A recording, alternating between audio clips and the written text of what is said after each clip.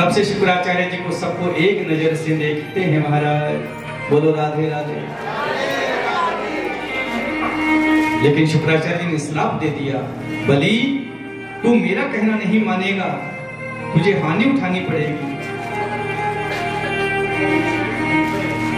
यहां बलि को बड़ा समझाया शुक्राचार्य जी ने, अरे बलि इसको तू यदि झूठ बोल देगा तो तुझे दोष नहीं लगेगा, क्योंकि 6 स्थानों पर झूठ बोलने से कभी दोष नहीं लगता। कौन से है महाराज? स्त्री सु नर्म विवाहे चे मृत्यर्थे प्राण संकटे गो ब्राह्मण ते हिंसाया नानृतम शाशुजुगुप्तम। हे बलि स्त्री सु देवियों से कथा में गई, माताएं कथा में आती हैं तो थोड़ा इधर उधर ध्यान भी रखती हैं। आज किसने हाथ नया पहना, इसने नई सोने की चैन पहनी, इसने आभूषण नया पहना, इसने धोती नहीं पहनी, और घर जाके पतिदेव से फरमाइश भी करती हैं। आज तो जानते हो वो मुझे दिखा दिखा के चिढ़ा रही थी, मेरा भी नाम नहीं जो मैंने भी उसको 9 लाख का हार पहन के नहीं दिखाया। और यदि आपने उस समय कह दिया कि तुझे हार की पड़ी है, घर का खर्चा बड़ी मुश्किल से चलता है, तो क्या होगा? झगड़ा हो जाएगा, घर में अशांति होगी। तो उस समय भाई लोगों को झूठ बोल देना चाहिए। अरे तू एक हार की बात करे, पहली तारीख आने दे, तनख्वाह आती सबसे पहले तेरा हार लेके आऊंगा। अब 1 तारीख तक का तो झगड़ा कर ला, उस समय तो कोई खींचता नहीं होगी। तो उस कुछ समय के लिए और कुछ दिनों बाद में, कुछ समय बाद में उस बात को वो भूल भी जाएंगे। तो देवियों को शांत करने के लिए यदि झूठ बोलना पड़े तो उसमें दोष नहीं लगता। नर्म हंसी मजाक में कोई झूठ बोलना पड़े कोई दिक्कत नहीं। विवाह ही चे, किसी कन्या का विवाह हो रहा हो और कन्या योग्य ना भी हो, तो हम यही कहते हैं कि जी साहब बहुत बढ़िया सुंदर रिश्ता है, आप तो झूठो मत। घर का काम करने में 1 नंबर है, सुशील है, सुंदर है, चाहे कितना झगड़ा करने वाली हो, क्रोधी स्वभाव की हो, लेकिन झूठ बोला जाता है। तो कन्या के विवाह में भी यदि किसी का विवाह हो रहा हो तो झूठ बोल देना चाहिए, दोष नहीं है।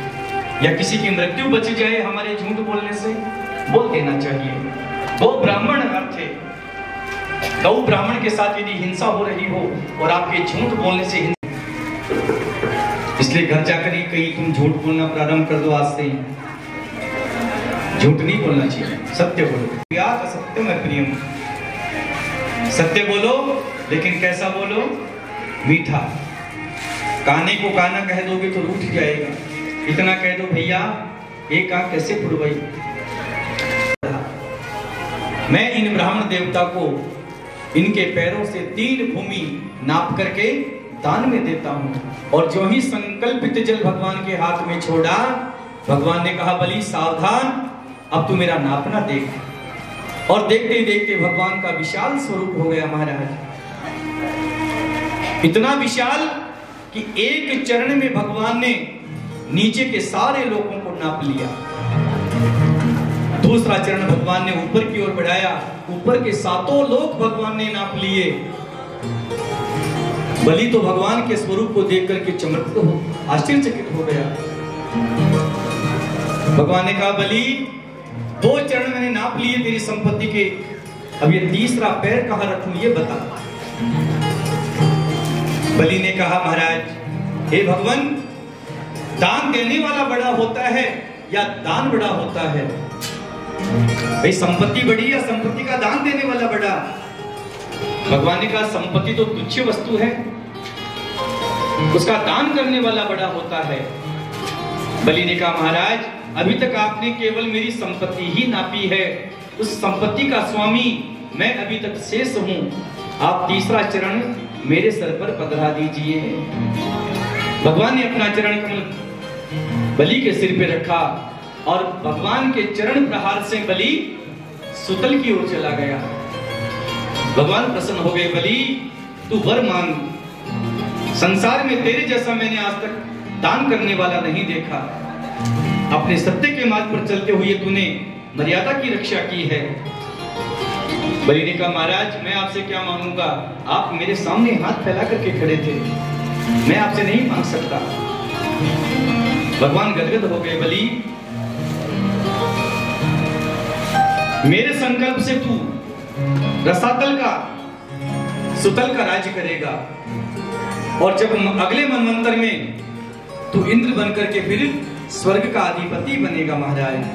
भगवान ने वरदान दिया, लेकिन बलि ने कहा प्रभु एक इच्छा मेरी है, यदि आप देना चाहते हैं तो मेरी यही हार्दिक इच्छा है कि मैं नित्य प्रति आपका दर्शन करता रहूं। मैं जब भी अपने घर से बाहर निकलूं मुझे केवल आपका दर्शन सर्वप्रथम हो जाए।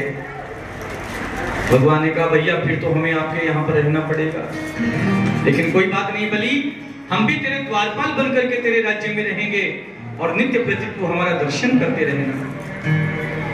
भगवान चले गए सुतल लोक में बलि के द्वारपाल बनकर के। इधर लक्ष्मी जी को चिंता हुई, अभी तक स्वामी जी कैसे नहीं आए। नारद जी ने आकर कहा आप हाथ में ले लो और आज से जाप करना प्रारंभ कर दो। क्यों नारद जी? बोले आपके स्वामी जी अब कभी नहीं आने वाले। क्यों नहीं आएंगे? बोले उन्होंने परदेश में नौकरी ढूंढी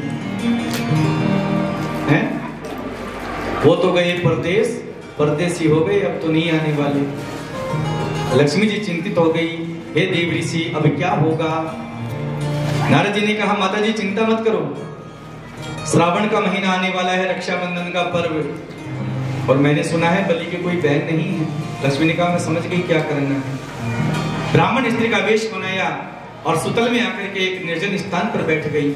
बलि उधर से गुजरा, बलि ने देखा कोई स्त्री रो रही है। कहा बहन तुम ऐसे कैसे? कहा भैया क्या बताऊं, संसार में भगवान का दिया सब कुछ है लेकिन एक भाई नहीं मिला। रक्षाबंधन का पर्व आ रहा है, किसके हाथ पर? प्रसन्न हो गया, अरे बहन जी आपने तो मन की बात कह दी, अरे मेरी भी कोई बहन नहीं है, मेरा हाथ हमेशा सूना रहता है, तो देवी जी आज से मैंने आपको अपनी बहन स्वीकार किया। लक्ष्मी जी प्रसन्न हो गई, घर पे लेकर के आया और महल में लाकर के रक्षाबंधन। लेकिन भाई की जब राखी बांधती है बहन तो भाई उसको कुछ उपहार देता है, भेंट देता है। बलि ने पूछा बहन क्या चाहिए? ब्राह्मण रूपी लक्ष्मी ने कहा भैया मुझे कुछ नहीं चाहिए, भाई चाहिए था मिल गया बस, और क्या चाहिए बताओ? बलि ने कहा नहीं नहीं ऐसा नहीं हो सकता, बलि की बहन होकर के तुम्हें कुछ ना कुछ तो लेना ही पड़ेगा। लक्ष्मी ने कहा ठीक है भैया देना ही चाहते हो तो संकल्प करो। और संकल्प का नाम सुनते ही बलि के फिर कान खड़े हो गए। महाराज एक मोना आया था, संकल्प करवा के सब कुछ ले गया। देवी जी सच बताओ कौन हो? तो लक्ष्मी जी अपने वास्तविक स्वरूप में प्रकट हो गए। लेकिन वचन दे चुका है बलि, कहो बहन। तो बोले भैया तुम्हारे द्वारपाल ही हमको तुम दे दो भेंट में। बलि ने भगवान का हाथ लेकर के और लक्ष्मी के हाथों में सौंपा। बोली लक्ष्मी नारायण भगवान की। राम जी की प्यारी रजी धानी लागे, रजी धानी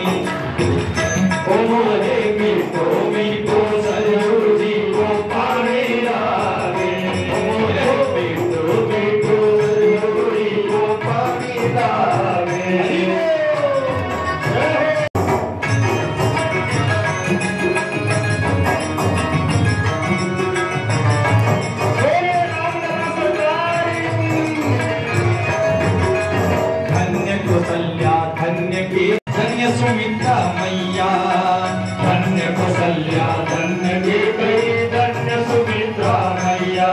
ओ धन्य भूप दशरथ के आंगने, धन्य भूप दशरथ के आंगन खेले चारों भैया। धन्य भूप दशरथ के आंगन खेले चारों भैया। विधि झोपड़ी रसीली हो,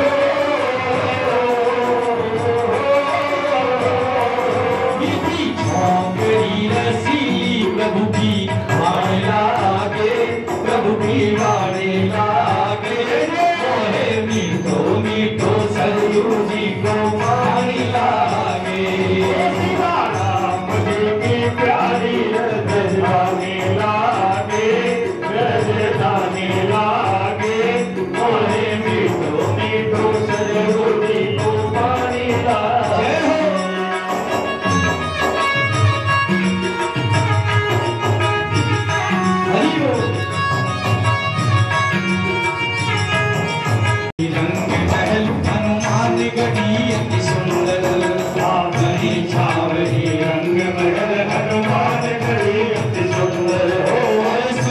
जगत के मालिक बैठे,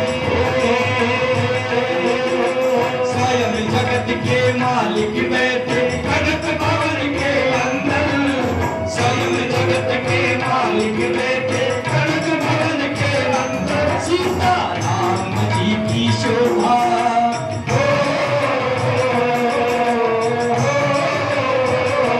सीता राम जी की शोभा सूखी खाने लागे, सूखी खाने लागे, मोरे मीठो मीठो सरयू जी को पानी लागे।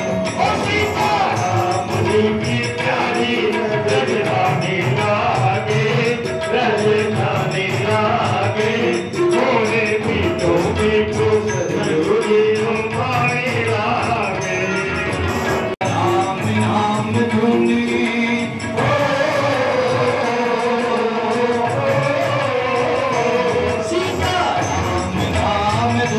मस्तानी लागे, मस्तानी लागे, मोरे मीठो मीठो सरयू जी को पानी लागे। सीता राम जी की प्यारी रज धानी लागे, रज धानी लागे, मोरे मीठो मीठो सरयू जी को पानी लागे। सीता राम जी की, सीता राम जी की प्यारी रज धानी लागे, रज धानी लागे, मोरे मीठो मीठो सरयू जी को पानी लागे, मोरे मीठो मीठो सरयू जी को पानी लागे। मोरे जैसे राम सिया राम जय बाजी बधैया देखो, बाजी बधैया, बाजी बधैया देखो,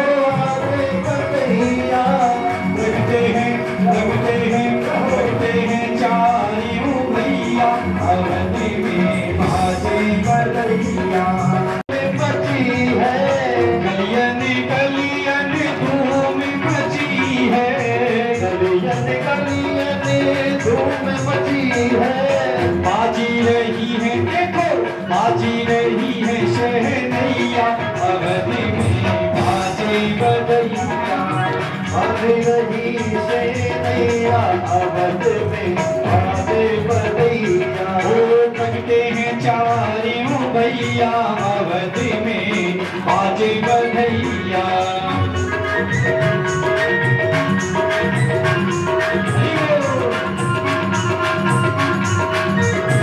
जगमग दिवला जलती है, जगमगी जगमगी जगमगी जगमगी जगमगी, ओ जगमगी जगमगी दिवला जलती है, झिलमिली बाजे बधैया। वो लगते हैं चारियों भैया, अवधि में बाजे बधैया, बजते हैं भैया, अवधि में बाजे बधैया।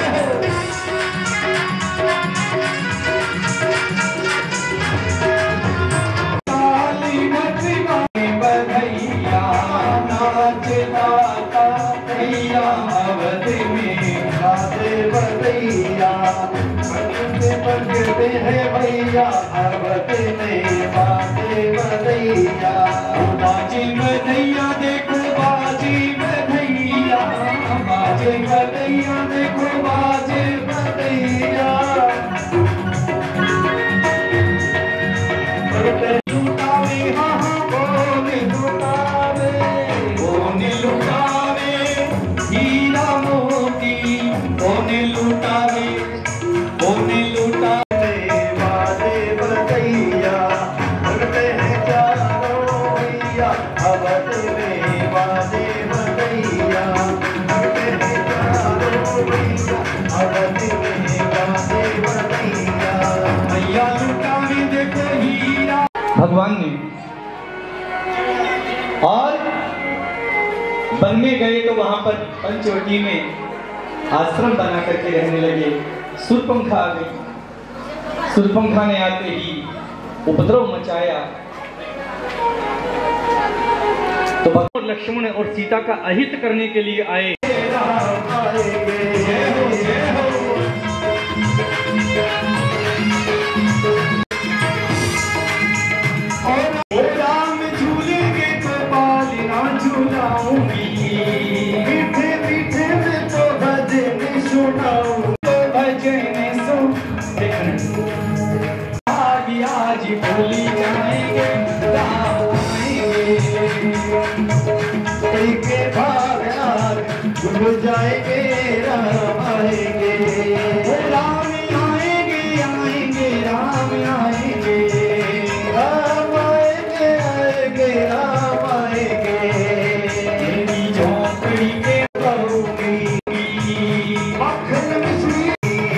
माखन मिश्री और बेर में खिलाऊंगी।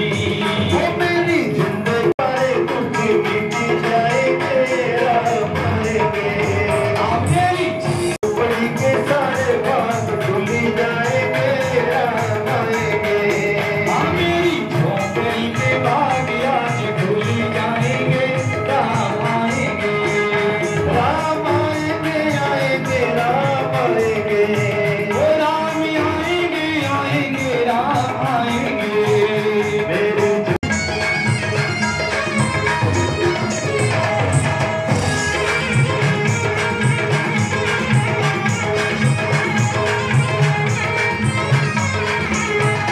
मेरा जन्म सफल हो जाएगा। मेरा जन्म सफल हो जाएगा। तन झूमेगा और मन गीत गाएगा। कनी झूमेगा ये मन गीत गाएगा। मेरी किस्मत के तारे आज चमकाएंगे राम आएंगे। ओ मेरी किस्मत के तारे आज चमकाएंगे राम आएंगे। मेरी झोपड़ी के तारे बात भूल जाएंगे राम आएंगे। मेरी झोपड़ी के बाग आज खुल जाएंगे राम आएंगे।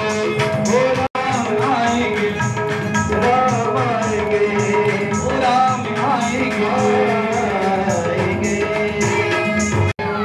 विराजो की और वसुदेव के सामने प्रकट हो गए शंख चक्र गदा पद्म लेकर के। सारी प्रकृति भगवान के शीतल मंद वायु बहने लगी। अग्निहोत्र की अग्नियां प्रज्वलित हो गई। भगवान चतुर्भुज रूप में मां देवकी के सामने आकर के प्रकट पर मैं जान गया आप प्रकृति से परे साक्षात भगवान हैं। इधर देवकी ने इशारा किया हे पतिदेव ज्यादा बातें मत करो। लेकिन भगवान ने कहा मां तुम चिंता मत करो जब तक मैं चतुर्भुज रूप में हूं। भगवान ने कहा मां आपने पूर्व जन्म में ताले लगे गुजराती दलन तो कैसे बचाओगे। ताले लगे हैं गुजराती ललन तो है कैसे।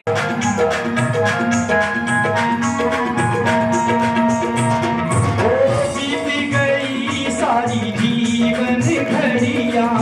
बीत गई सारी जीवन घड़िया हाथ हथकड़ी पाँवों में बेड़िया।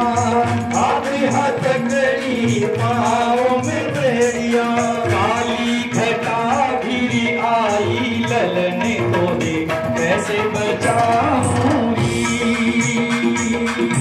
काली घटा घिरी आई ललन तोहे कैसे बचाऊं लाला। कैसे बचाओ तेरो मामा बनो है दूल्हे भाती ललन तोहे कैसे बचाऊंगी।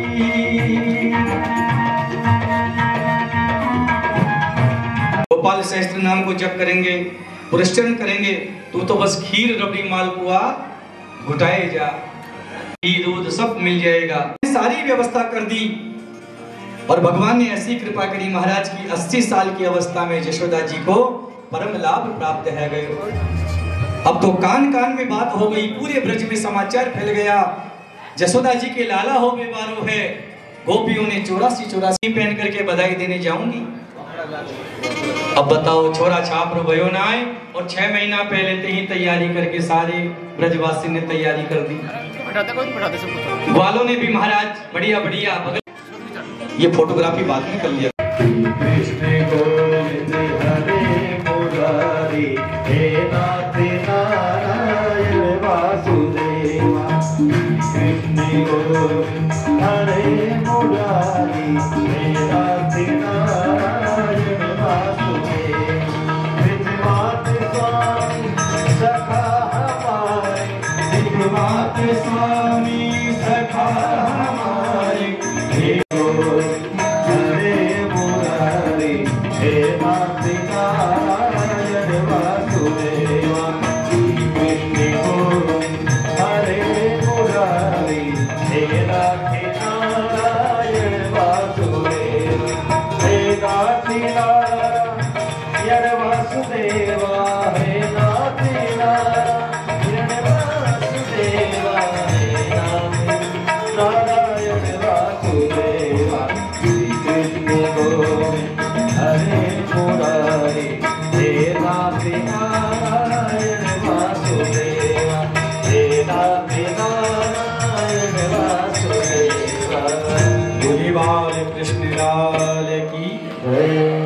बाबा ने सुना तो एक हाथ कमर पे लगाओ, एक हाथ सर पे रखो और ठुमका मारो, बस नाच लो है गयो। एक ग्वाली ने आकर के दही का मटका बहुत अच्छो काम कर दियो।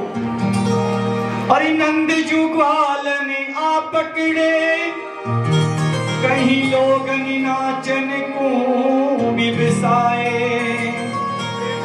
मोदी भरे कस फेंक चले, नंद बाबा सबके मन में छाए।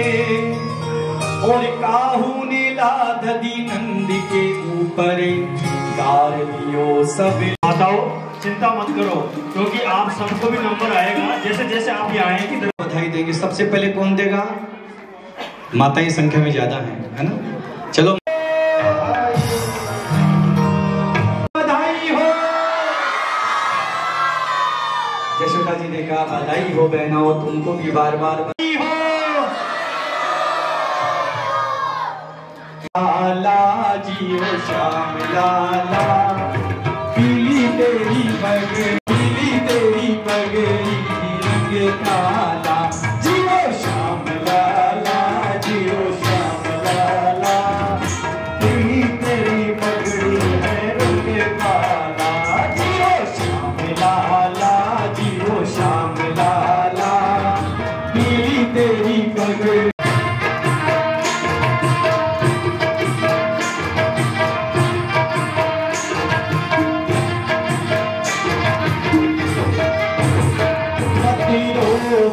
लाला हुआ हुआ मते रोवे, लाला हुआ हुआ आवे तो है सुनंदा, लाला पीली तेरी पगड़ी रंग काला, जियो श्याम लाला, जियो श्याम लाला, तेरी तेरी पगड़ी रंग काला।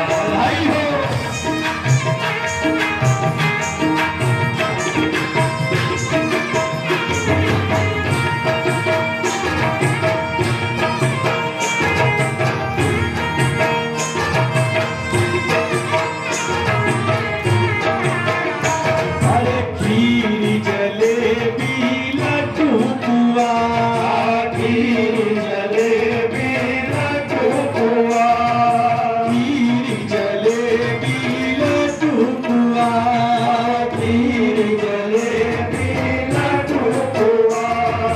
यशोदा के घर में आनंद हुआ, यशोदा के घर में आनंद हुआ, जियो जियो जियो श्याम लाला, जियो श्याम लाला, पीली तेरी पगड़ी रंग काला, जियो श्याम लाला, जियो श्याम लाला, पीली तेरी पगड़ी रंग काला। करके और लाला को आशीर्वाद दे रही है। आए नंद लाला, मथुरा से आए नंद लाला, गोपियों से यहाँ पड़ गया पाला, गोपियों से यहाँ पड़ गया पाला, जियो जियो जियो श्याम लाला, जियो श्याम लाला, तेरी पगड़ी रंग काला, जियो श्याम लाला, जियो श्याम लाला, तेरी पगड़ी रंग काला। अरे चरमर चरमर करे पलना, चरमर चरमर करे पलना, चरमर चरमर करे पलना, ब्रजवासी गावे जियो ललना, ब्रजवासी गावे जियो ललना, जियो श्याम लाला, जियो श्याम लाला, पीली तेरी पगड़ी रंग काला, जियो श्याम लाला, जियो श्याम लाला, पीली तेरी पगड़ी रंग काला। नंद के आनंद भयो जय कन्हैया लाल की, नंद के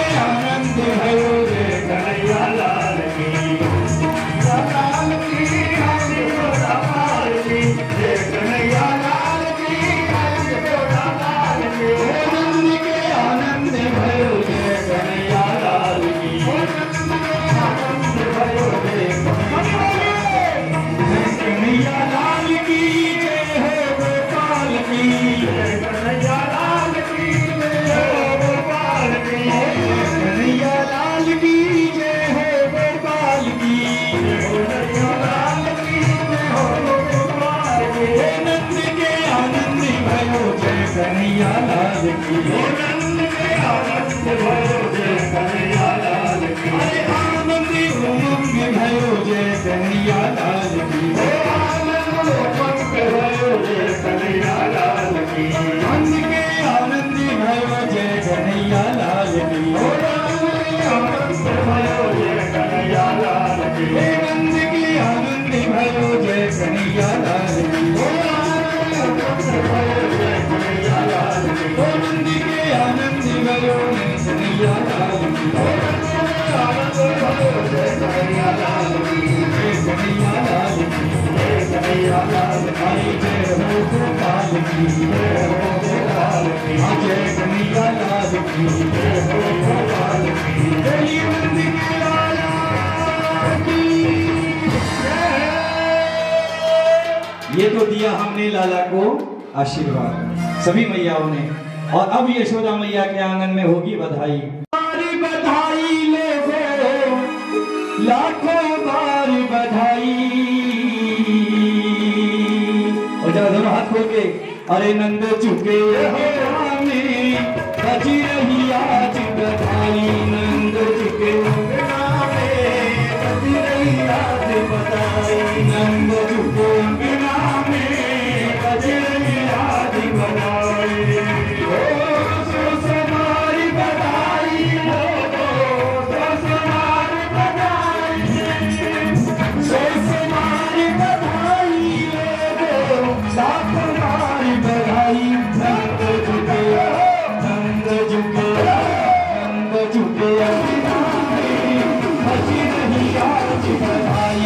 नंद झुके अभिरामे, बजी रही आज बधाई। बधाई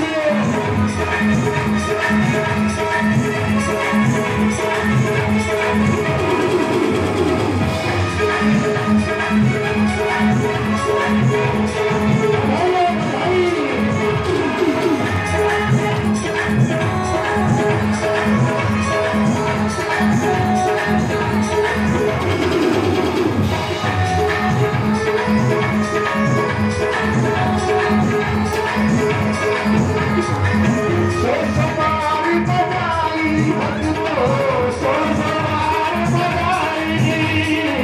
सो समारी बधाई भक्तों, लाखों बार बधाई। नंद झुके, नंद झुके, नंद झुके, बजी रही आज बधाई। नंद झुके अभिरामे, बजी रही आज बधाई। नंद झुके अभिरामे, बजी रही आज बधाई। नंद झुके अभिरामे, बजी रही आज बधाई। बधाई हो।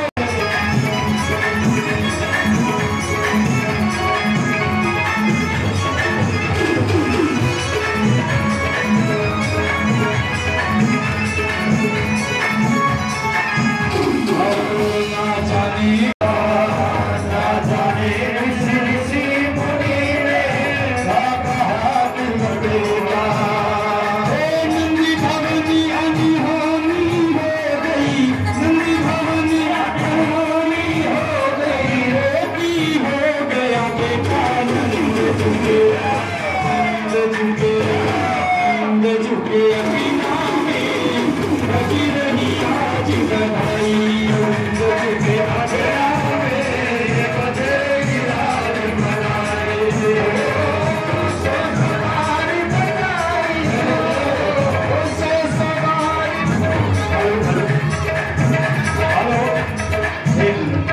देखो ऐसा नहीं माताओं, बजी रही आज बधाई। नंद झुके अभिरामे, बजी रही आज बधाई।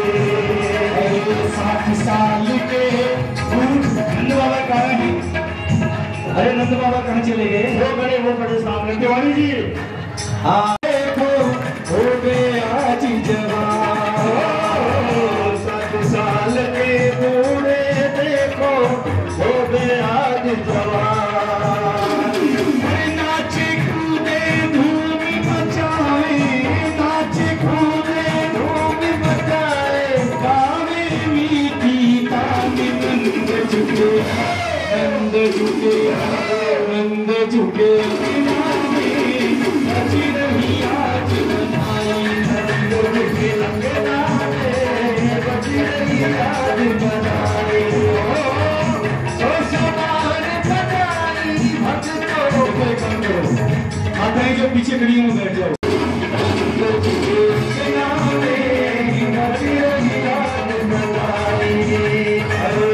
यशोदा सभी बतियन को नूतन वस्त्र लुटाए यशोदा सभी बतियन में बची रही बची रही याद बधाई से सवार बधाई लोगों सौ सवार बधाई लोगों लाख बार बधाई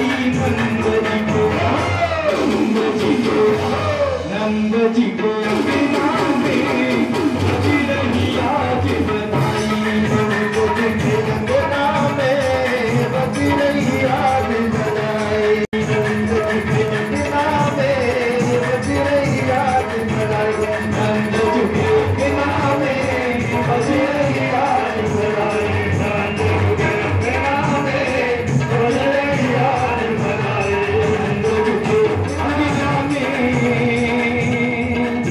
बची रही आज बनाई। और देखो माताओं, एक स्तुति और होगी, केवल एक 2 मिनट का भागन होगा, उसके बाद आरती होगी और सभी भक्तों से निवेदन रहेगा कि आप सभी खड़े होकर नाच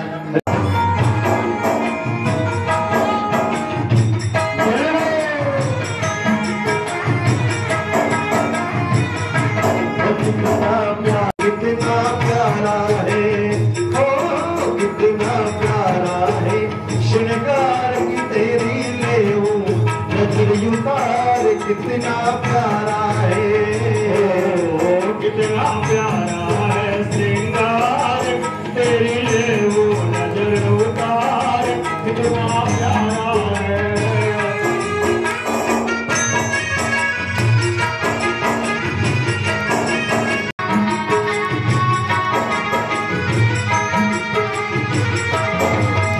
सावरिया तुमको किसने सजाया है, गिरधारी तुमको किसने सजाया है, तुझ सुंदर से सुंदर गजरा पहनाया है, ओ तुझ सुंदर से सुंदर गजरा पहनाया है, कितना प्यारा है श्रृंगार तेरी ले वो नजर उतार कितना प्यारा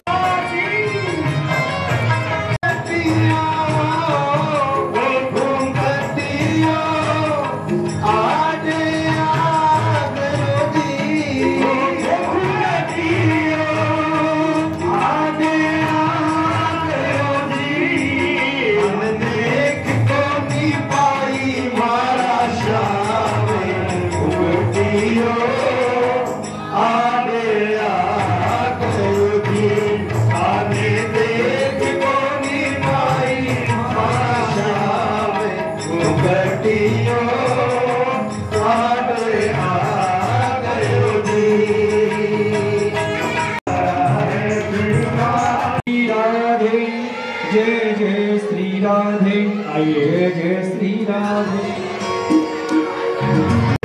अपनों जन्म सफल कर दीजिए, अपनों जन्म सफल कर दीजिए, आरती वाले मिष्टि की वाले में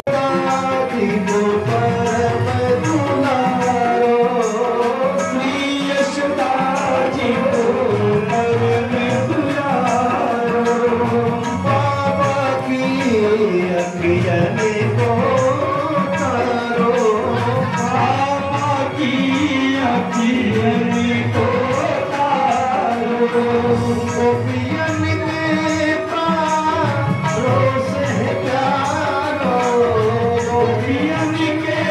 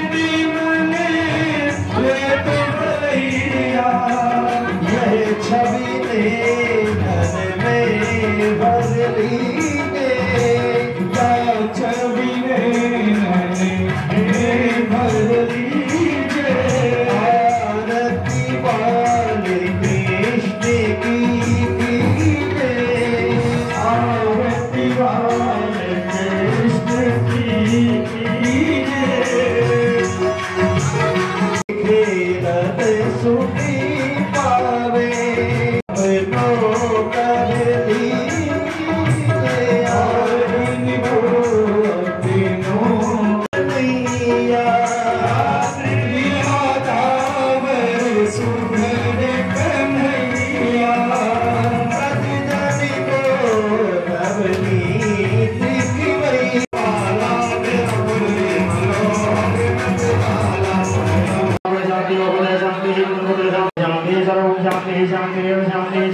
तो कर दी तन्नो दन्ति प्रचोदयात्। हरि ओम नारायणाय च विद्महे वासुदेवाय धीमहि तन्नो कृष्ण प्रचोदयात्। हरि ओम निज पुष्पांजलिर्मया दत्ता नाम परमेश्वर। ओम मंत्र पुष्पांजलि समर्पयामि। जी की लीला में सत्यता होनी चाहिए, उसमें इस प्रकार का बनावटीपन केवल अपने चंद स्वार्थ के लिए आप उसका तुरंत विरोध कर दिया। कहा रुद्रदेव आप एक क्षण के लिए यहाँ विराजमान हुई, अभी मैं आपके आगमन की सूचना भगवान को जाकर के देता हूँ, ये कहा था द्वारपाल ने। धोती फटी सी लटी दुपटी करूं देखी रयो वसुदा रयो। सुदामा जी को देखते ही कंठी से लगा लिया भगवान ने। सुदामा जी के लिए सब अकल्पनीय है। उन्होंने सोचा पहले मुझे परिचय देना पड़ेगा, बदलना पड़ेगा, कन्हैया हम दोनों साथ साथ में पढ़ते थे, लेकिन ये क्या ठाकुर ने तो आकर के बिल्कुल गले से ही लगा लिया, छाती की चिपका लिया। अपने सखा को नहीं भूले, अपने जनों को नहीं भूलते, अपने प्रणत जनों को भगवान सदैव स्मरण करते हैं करके, और केवल रोए जा रहे हैं। दोनों के नेत्रों से आंसू की धारा बह रही है, कोई कुछ नहीं बोल रहा। थोड़ा सावधान होकर के देखा कि मेरा मित्र भी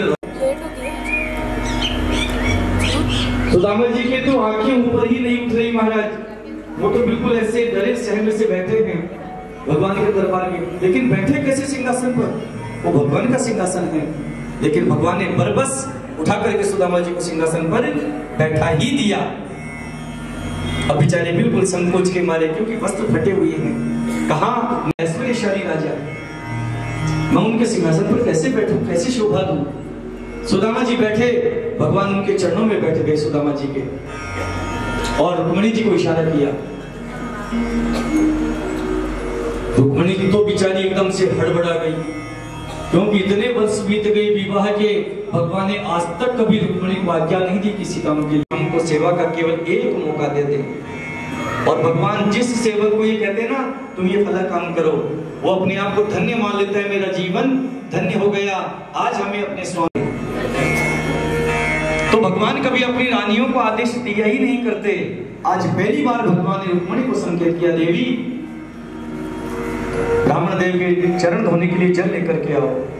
रुक्मिणी तो एकदम से हट। इधर भगवान ने सुदामा जी के चरण कमल को अपने गोद में लिया,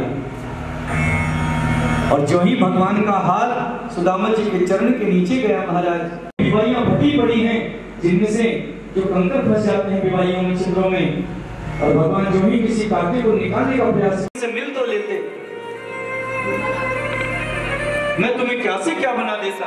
लेकिन सुदामा जी संकोच के मारे कुछ बोल ही नहीं रहे महाराज। क्या बोले, जब तक चुपचाप बैठे हैं। रुक्मिणी जी जल लेकर के आई तो क्या देखती हैं, भगवान तो रो रो। सुदामा जी को बड़े सुंदर स्वादिष्ट पदार्थों का भोग पवाया महाराज, खुद बैठ करके। रुक्मिणी जी पंखा सेवा कर रही हैं, क्योंकि भोजन करने के बाद जब भगवान अपने निज पलंग पर निज कक्ष में सुदामा जी को लेकर आए और उनको लिटा दिया, और दोनों चरण सेवा करने लगे बैठ करके भगवान सुदामा जी के चरणों में। रुक्मिणी ने देखा मेरे स्वामी इस संत की सेवा कर रहे हैं, तो फिर मैं पीछे क्यों हटूं। तुरंत पंखा लेकर के वो भी खड़ी हो गई। अब दोनों मित्र आपस में बातें करने लगे।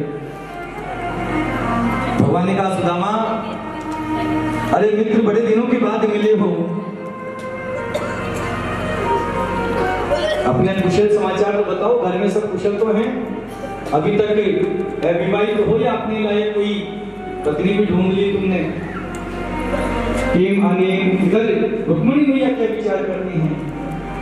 किम अनेन कृतं पुण्यम अवधूतेन भिक्षुणा श्रियाहीनेन लोकेस्मिन् गृहीतेन आधमेन च संसार में इसके जैसा बड़भागी ब्राह्मण, सारा संसार जिस लक्ष्मी की ओर ताकता रहता है कि लक्ष्मी की कृपा केवल एक बार हमारे ऊपर हो जाए, हमारे सारे दरिद्र समाप्त हो जाएं, वो लक्ष्मी जी आज सुदामा जी को पंखा सेवा कर रही हैं और उस लक्ष्मी के पति नारायण स्वयं जाकर के भगवान और सुदामा जी की चरण सेवा कर रहे हैं। तो त्रिलोकीनाथ जिसकी सेवा करें उससे बड़ा संसार में परम भाग्यशाली कौन हो सकता है।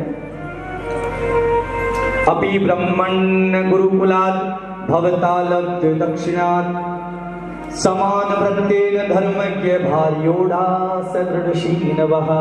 अरे सुदामा, अपि ब्रह्मण्य गुरुकुलात्, तुम पढ़ाई के समय से बड़े संकोची हो, शर्मिले स्वभाव के, है ना। तुम सबसे या समान व्रतेन, तुमने अपनी स्वभाव के अनुसार कोई धर्म पत्नी ढूंढी कि नहीं ढूंढी, या अभी तक तुम्हारे घूम रहे हो बाबा जी बने हुए। सुदामा के चेहरे पर थोड़ी सी मुस्कान आई अब की बार। अरे कन्हैया, केवल संकेत कर दिया, हमने विवाह कर लिया भैया, नहीं बेच पाया।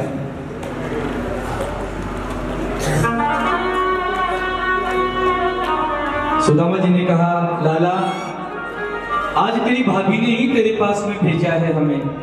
अच्छा।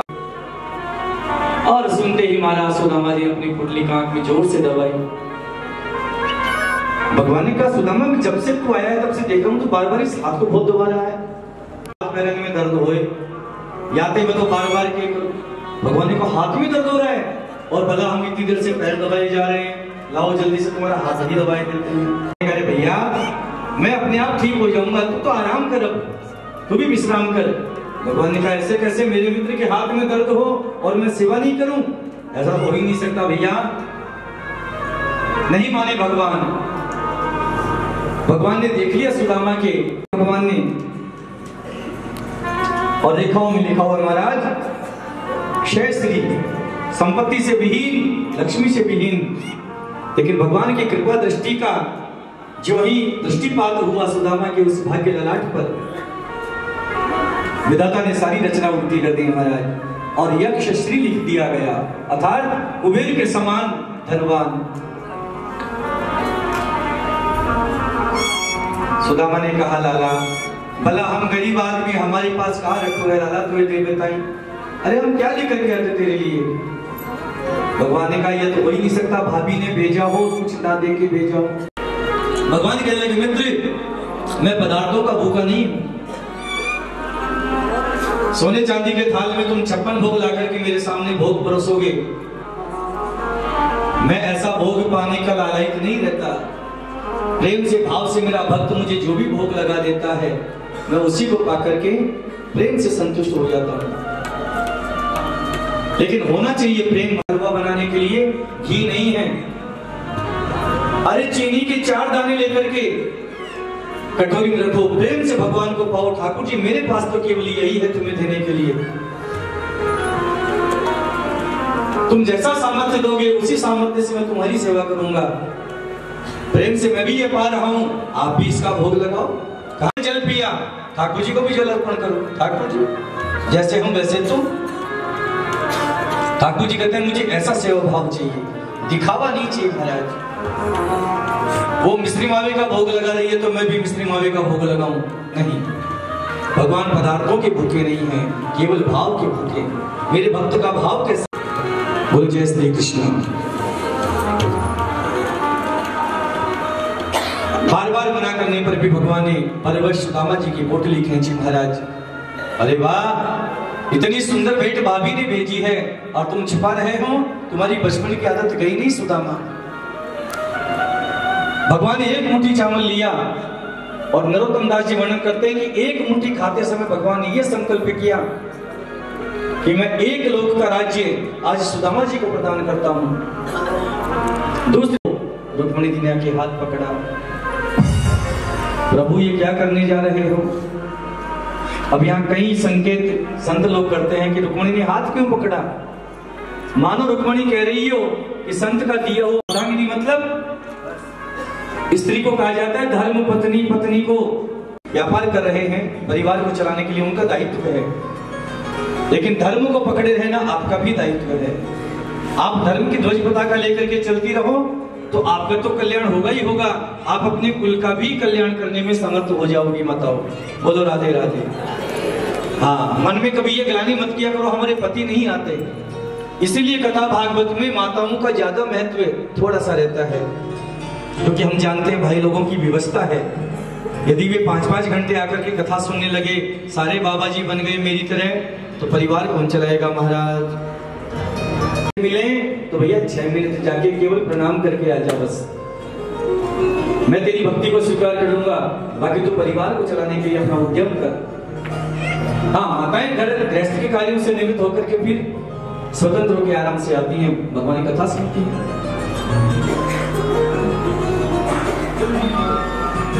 तो रुक्मणी जी मानो कहना चाहती है कि ठाकुर जी अकेले अकेले प्रसाद पाओगे, हमें भी तो मिलना चाहिए थोड़ा सा।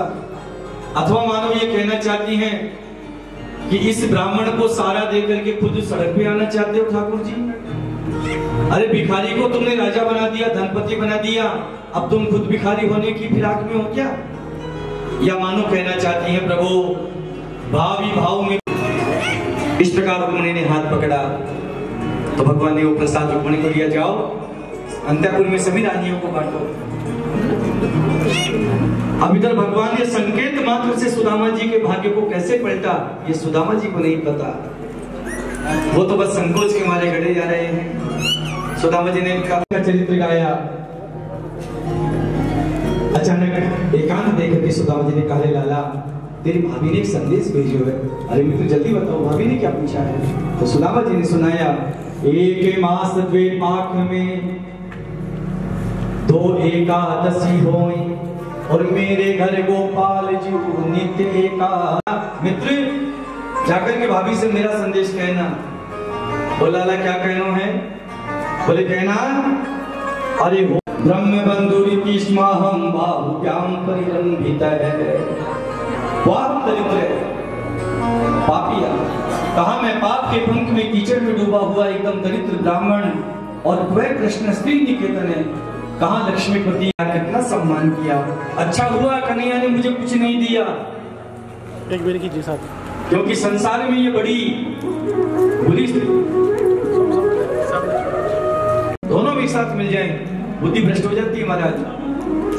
तो सुदामा ने कहा अच्छा हुआ भगवान ने सम्मान खूब दिया लेकिन संपत्ति नहीं दी, हो सकता है मेरी बुद्धि भी मलिन हो जाती।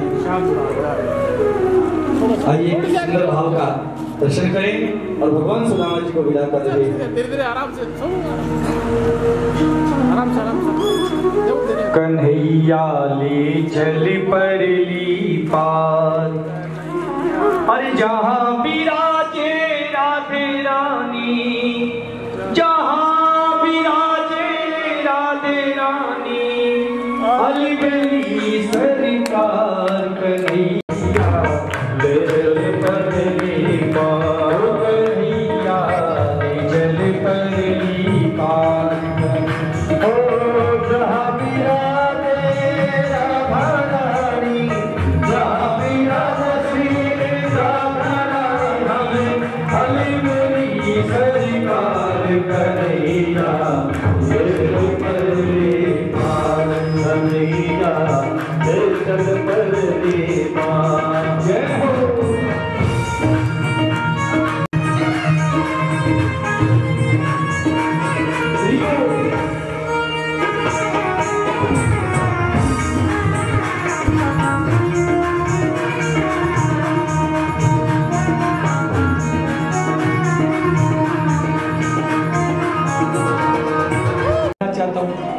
अरे दुर्व्यसन तुझे क्या छोड़ेंगे, तू छोड़, तूने पकड़ रखे हैं उनको बुरी आदतों को, तू छोड़ेगा तो अपने आप छूट जाएंगी।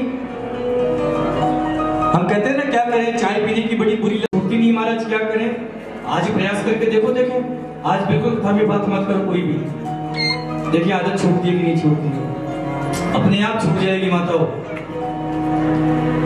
क्योंकि हमारे साथ सबसे बड़ी समस्या ये है कि संसार में हमको कोई नहीं बांधता, हम खुद ही संसार में फंसने का प्रयास ही ज्यादा करते हैं, हम निकलने का प्रयास नहीं करते।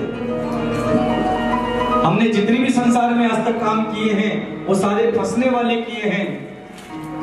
इतना प्रयास यदि हमने निकलने का किया होता तो हमारी तो आराम से मुक्ति सहज में ही हो जाती। वो हरियाणा के एक चौधरी थे भाई, पैसे वाले थे और भैंस खरीदने का बड़ा शौक। एक दिन 80,000 रुपए की भैंस खरीद के लाए, बिल्कुल मोटी ताजा एकदम। और उस भैंस के सींग इतने गोलाकार कि चौधरी तो रोज उन सींगों को ही देखते रहते। अरे बाप रे, मेरी भैंस के सींग इतने गोलाकार हैं, मेरा सींग तो इसमें आराम से फंस जाएगा। लेकिन कभी परीक्षण करने का समय नहीं मिला, खींच गई पीछे पीछे। अब चौधरी जी चिल्लाए बचाओ बचाओ बचाओ। गांव के कुछ लोगों ने, समझदार लोगों ने भैंस को पकड़ा, जैसे तैसे करके चौधरी को मुक्त करवाया। बेचारे मारे लज्जा के चौधरी जी तो गर्दन नीची करके सीधे घर में आके बैठे। संध्या को जब चौधरी आई, अगल बगल की पड़ोसियों ने सारी कथा बताई। आज तो तुम्हारे पतिदेव ने बड़ी बहादुरी का काम कर दिया। चौधरी को गुस्सा आ गया, आकर के कहने क्यों जी थारी मती मारी गई।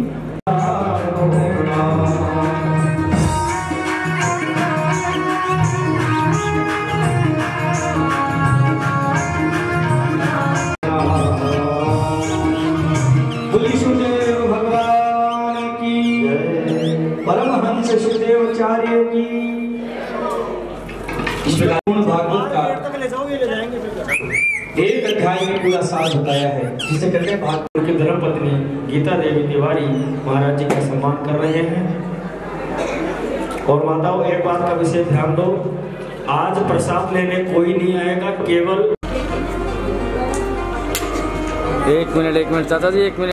अपनी ओर से, अपने परिवार की ओर से और समस्त भक्तों की ओर से व्यास जी महाराज को प्रणाम करता हूं और उन्हें बहुत बहुत धन्यवाद ज्ञापन करूंगा। इतनी सुंदर कथा उन्होंने हम लोगों के समक्ष प्रस्तुत की, जिसका उल्लेख वो बार बार दे रहे हैं, परम आदरणीय व्यास जी महाराज।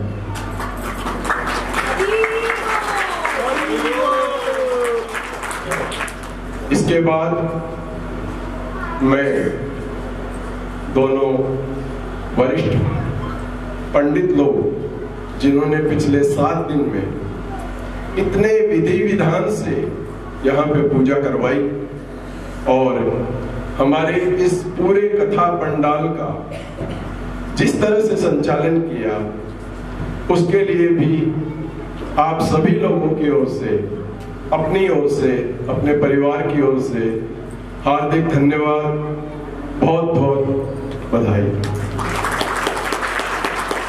संगीत में पूरे समय संगीत का इतना सुंदर संचालन, इतने सुंदर भजन हमारी संगीत मंडली ने जो हमको सुनाए, श्री कैलाश जी, श्री विपुल जी, श्री दीपक जी और श्री घनश्याम जी, एक बार उनके लिए बहुत जोर से तालियां बजाएं।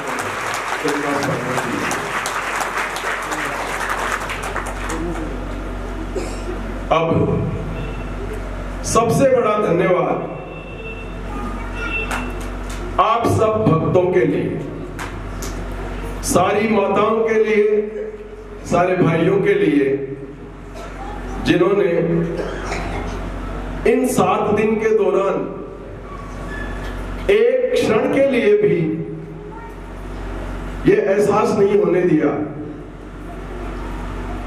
कि ये कथा कितना भाव विभोर हम सब लोगों को कर रही है। आप लोग इतनी बड़ी संख्या में बराबर यहाँ पे आते रहे, समय पे आते रहे और व्यास जी की कथा के दौरान आपस में किसी तरह की चर्चा नहीं करते हुए पूर्णतः सिर्फ और सिर्फ कथा सुनी।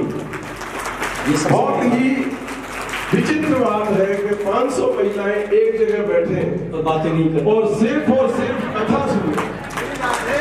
बहुत जोर से तालियां बजाके आप लोगों का सम्मान। देखिए, कथावाचक कथा कहता है, उसका ध्यान लगा रहता है, लेकिन आप एकाग्र होकर सुन रही हैं, ये बड़ी बात है।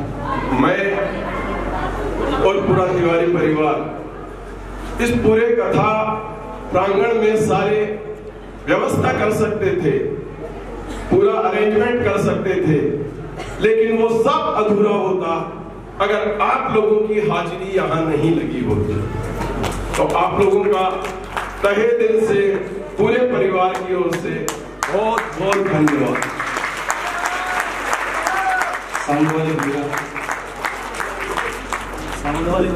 देखिए ये बहुत जरूरी है, बिना साउंड के तो हम बिल्कुल अपंग हैं, क्या कहते हैं उसको? वो हमारे घर का बच्चा है, इसलिए उसका लास्ट में नंबर। लेकिन हम उनको धन्यवाद करना चाहिए, हमारे बड़े भ्राता हैं, पिता तुल्य हैं, लेकिन फिर भी उनकी व्यवस्था, उनकी सेवा के प्रताप से ही इतने शुद्ध रूप से आप कथा का श्रवण कर सके हैं और बाहर भी लोगों ने खूब लाभ लिया है, ऐसा हमने सुना है। इसलिए आप इनको भी आशीर्वाद दें। जैसा कि मैंने कहा, व्यास जी से अनुरोध किया, संजय हमारे अपने परिवार का बच्चा है, अतः उसको मैं सबसे लास्ट में धन्यवाद दूंगा। और धन्यवाद क्या दूंगा, उसकी पीठ थपथपाऊंगा। इतना बढ़िया साउंड सिस्टम उसने मेंटेन किया। कल परसों मेरे को एक बार कथा के दौरान बाहर जाने का मौका मिला था और सारे माइक सब जगह साउंड जहां पे रिलीज हो रही है इतने साफ शब्दों में सुनाई दे रहा था। उसका पूरा श्रेय मैं संजू को दूंगा और उसके लिए बहुत जोर से तालियां बजाकर उसका स्वागत।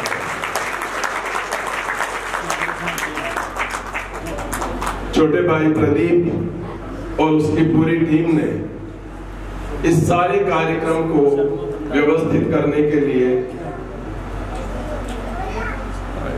सॉरी पहले प्रदीप जी का नंबर बात, आप लोगों ने इस 7 दिन की कथा के दौरान हर प्रसंग के साथ में एक झांकी देखी और वो कितनी सुंदर झांकी थी, इसके लिए मैं अपने मुंह से आप लोगों के सामने क्या वर्णन करूं। वो झांकी देख के हर बार हम इतने भाव विभोर थे, जैसे आज ही देखें अपन, जैसे साक्षात सुदामा जी, ठीक है चरित्र हमारे बच्चे का था, लेकिन उसको सजाया, उसको संवारा, उसको चलने की कैसे भंगिमा देनी है, कैसे दिखाना है। कृष्ण भगवान को देखा, राधा जी को देखा, रुक्मिणी जी को देखा, हर तरह के प्रसंग में जो झांकियां आप लोगों के सामने प्रस्तुत की, श्रीमान सोनू जी शर्मा वृंदावन वाले, पूरा श्रेय उनको, बहुत जोर से तालियां बजाकर उनका स्वागत।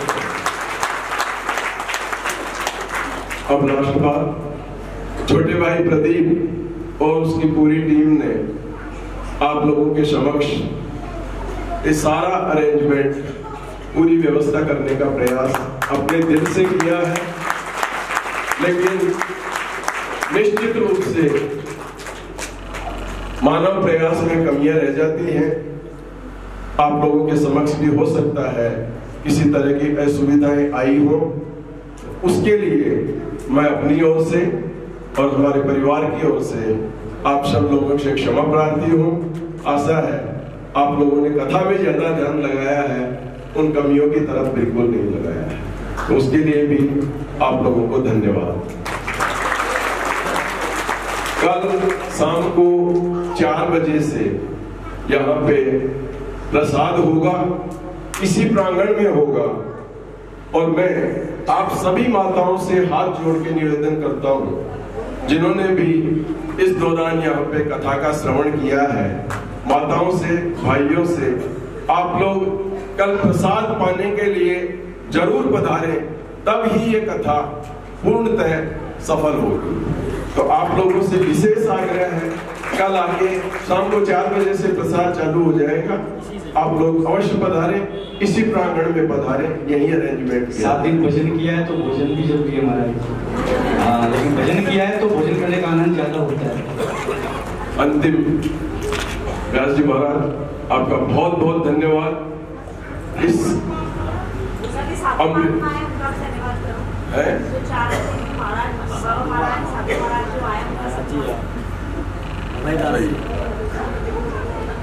माननीय अभयदास जी महाराज, ये कथा की पूर्णाहुति के रूप में हमें आशीर्वाद ठाकुर जी का मिला है, कि जितनी कुशलता से कार्यक्रम प्रारंभ हुआ उतनी ही भव्यता के साथ में हमारा यह अनुष्ठान आज विराम की ओर हो रहा है। और वैसे तो हमारे जो भंडारी जी हैं जिन्होंने माँ की तरह हमारा पेट पाला 7 दिन तक, जैसे